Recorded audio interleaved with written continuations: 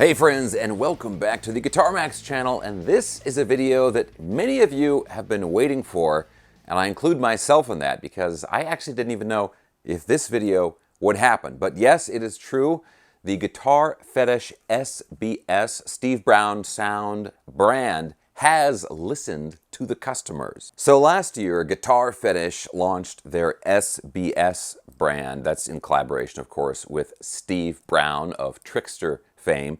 And they launched these totally radical 80s inspired guitars that were and still are super affordable. For under 400 bucks, you can get a super strat type guitar with a roasted maple neck and a Floyd Rose style trim and these awesome like bright color finishes. And don't get me wrong, the initial models of these guitars, this one like right here, were very, very cool. However, to say that there were a few complaints, or let's just say general confusion, would be a massive understatement. Right out of the gate, guitarists were saying, wait a minute, only relic finishes? Can't we just get like a normal paint job? And is this really a roasted maple neck? What kind of Floyd Rose bridge is this exactly? And why are these frets so small on a shred guitar? The initial launch was equal parts impressive, disappointing, and confusing. Anyway, so that was last year, right? And the big question on a lot of people's minds, and definitely on my mind, was how was the company going to react? Were they going to listen to the complaints? Were they going to listen to all of the questions that guitarists and the customers had? Or were they going to say, this is the guitar we made and we're going to shove it right down your throat? Well, I am thrilled to announce that they actually listened to the customers, and the new guitars are even better in a lot of different ways. So I've got this one, and I even have a second one, purple and yellow. What a combination. These are both examples of some of the new models from SBS. And these guitars are actually pretty different, but they're both different from the initial launch guitars, the initial like relic finish guitars. Now let me start with the yellow one just as an example here. And basically what's going on with this is they said, okay, you want just a standard gloss finish? Bam, you got it. You want bigger frets? You got bigger frets. And the big thing here is the new and improved model is still under $400. They've kept the price very low on these guitars. But they did something, SBS did something that no one expected, I think. I certainly didn't expect this. But they have also made these guitars here. And what's the difference with these guitars? Well, there's some technical differences. The body is a little bit more strat-like. This one has the standard headstock. There's a different bridge on this model, which we'll get into the bridges in just a second here. But guess what? Guess how much this one costs?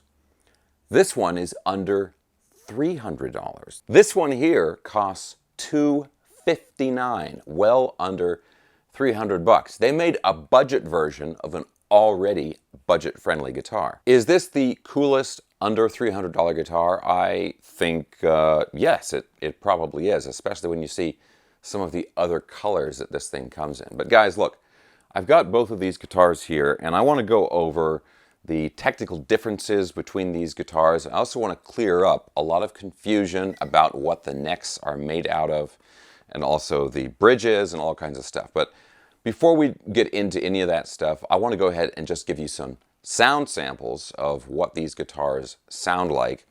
Also let you hear the coil splitting, which both of these guitars have, and just go through just the overall sounds you can get from these guitars. Now, real quick, guys, of course, as always, if you enjoy videos like this, checking out cool, new, affordable guitars, and this is just an absolute perfect example of the kind of stuff I do here at the Guitar Max channel.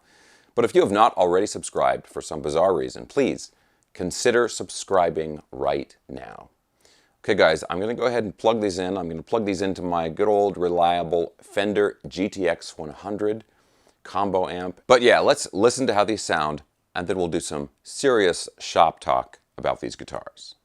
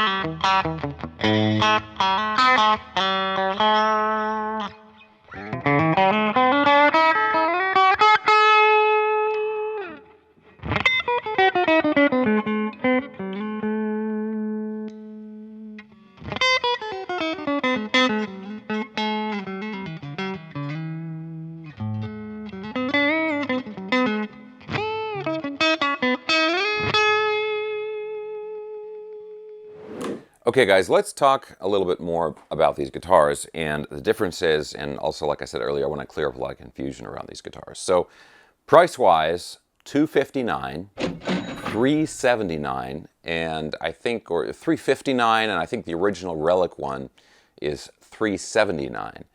Now, the big differences between these guitars is a little bit of the body shape, the body wood, and then the bridge, and also the fret size. So this one here, this is the showroom model, they're calling it.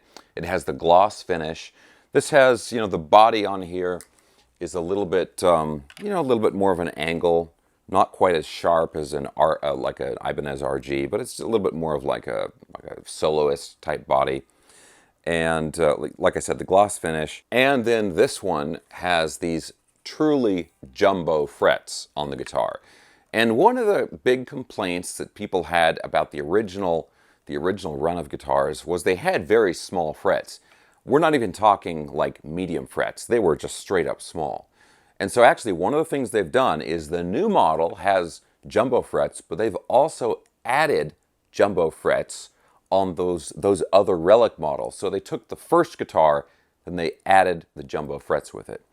Now, that's on the showroom model. This one here, which they're calling the custom line, this has a little bit more of a strat body. It's a little bit more round on the corners. And then this one has these same kind of smaller frets that the original model had. Of course, this one has a standard headstock instead of the reverse headstock, but they've got, a variety of different headstock and like pickup arrangements and stuff. Both of these guitars have coil splitting. The two examples I have both have humbuckers. They both have the quick plug humbuckers, so you can swap out the pickups with other GFS pickups, other SBS pickups if you want, very, very easily. It's just like a mini audio cable that plugs and unplugs to swap them out. Now, the thing we got to talk about with this though is the bridge. So this guitar here has this same bridge that came on the original guitar. This one here has just a non-branded, very generic, what we used to refer to as a licensed Floyd Rose bridge. Also, this guitar has a poplar body. This guitar has an alder body. Okay, so the body wood is different on these two guitars. Now, I want to talk about the bridges because there's a difference in the bridges, and I also want to talk about the neck material because this is a big source of confusion with these guitars. Where does the confusion come from? I need to go off on a little bit of a tangent here, but this is actually very important. If you look at the Guitar Fetish sort of style of product listings, they are written in a particular way. It's kind of like this New Jersey used car salesman kind of vibe, where it's like, hey, you want an amazing guitar? We got an amazing guitar. You want gold hardware? 24 carats, $24. For you, no problem, right? They're written like that, and it's meant to be just this kind of like fun way to list the specs on a guitar. Guitar Fetish has done this for as long as I can remember. It's their thing. It's their style. But sometimes within there's a lot of hyperbole, and there's a lot of maybe using descriptions in a way that other people wouldn't use them. And so they'll say things like, it's a real, genuine Floyd Rose. Okay, this is a real, genuine Floyd Rose in that it is not a fake Floyd Rose. It's not counterfeit. It's real. It's genuine. But a lot of people, when they hear real, genuine Floyd Rose, they think original Floyd Rose, right? Or that makes them think, oh, high-end Floyd Rose. This is not either of those. This is not an OFR. It's not a 1000 series. It's not a Floyd Rose special. It is Floyd Rose branded. And this is the same, I talked about this in the original video, this is the same bridge that comes on the low-end Jackson guitars that are made these days, and also the Squier guitars that have Floyd Rose bridges. And for a bridge, which is an actual Floyd Rose branded bridge, this is the lowest model. So you've got this one, then the Floyd Special, then the Floyd 1000 series, then the OFR original Floyd Rose. That's kind of the ranking in terms of quality and price that they go in, okay? So this is definitely, compared to the other bridges, a lower end bridge. Now, it doesn't work real badly. It actually works pretty well. The fine tuners, especially on this one, are smooth, and it stays in tune just fine. But there's a lot of just confusion in terms of the names. I've talked to many people that they think, hey, Floyd Rose Special. Special means something is special. So Floyd Rose Special must be better than a regular Floyd Rose, but it's actually the opposite. Anyway, it's a bunch of confusing marketing terms, and sometimes I think the way that the product listings are written on the Guitar Fetish website just adds confusion to that. The other bridge here, this one here, this is not, like I said, it's non-branded, very generic, what we used to call a licensed Floyd Rose. The patent has since expired, so you don't have to have that license under Floyd Rose patents. You don't have to have that on the bridge anymore.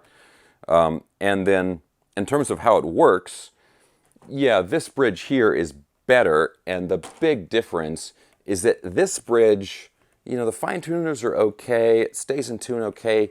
It's very stiff, though. You're not getting nearly as much movement or kind of like nuance in how you can move the bar out of this bridge compared to the other bridges that you can get on these SBS guitars.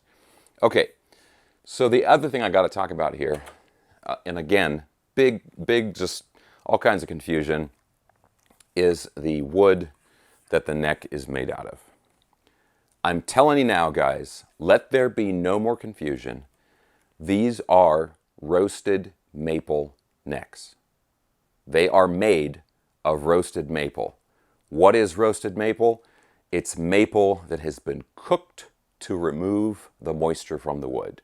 And it makes the wood darker, makes it more stable, makes it a little bit lighter. It's great, okay? A lot of companies are using it. The reason I have to go way out of my way to explain all this is in the listing, in the original listings on the SBS guitars, and I think still on some of the listings, it says roasted maple finish. And people saw that. I got a lot of really angry comments. It's a finish. It's not really roasted. It's just made to look like that. Okay, I got a lot of people angry in the comments at me. That is basically just a very poor description on the listing. They are made of roasted maple. And I wish that Guitar Fetish would just go through all of their listings and scrub that phrase out of all of their listings. They are roasted maple necks. It's not a finish. It's not made to look, it's not regular maple that's been stained or painted, or, some people use a torch to burn the wood to make it look like it has the like the flame effect on it. It's not any of that. If this wasn't such a nice neck, I am kind of right on the edge of actually cutting one of these necks just so you can see the wood, what it looks like on the inside, so you can see that it's not just a regular maple neck that's been stained or something. But anyway, it's too pretty of a neck to do that. But then again, I have a lot of guitars. Maybe I'll do it. Okay guys, so look, here's the deal. The bottom line here is these have got to be some of the coolest guitars that you can get for the money. Obviously, if you're a fan of 80s shredders and just, the bright colors and double locking trims and reverse headstocks, all that stuff, and you're looking for a budget guitar, you want a Charvel type guitar from the 80s, but you don't have $1,000+ to spend on a guitar like that, this is what you're going for right here. I mean, it's kind of a no-brainer if you're looking for like an 80s shred guitar. All that being said, these are not absolutely perfect guitars, but for sub $300, a super strat like this, you shouldn't be expecting perfect, okay? Yes, on this guitar, the bridge is very stiff. This one here, the frets are great, nice big frets on here. The finish is great.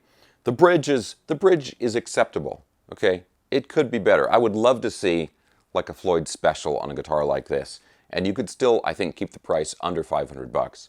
And then you wouldn't, you'd never run into a situation where you're like, well, the guitar is really cool, but I'll have to swap out such and such, right?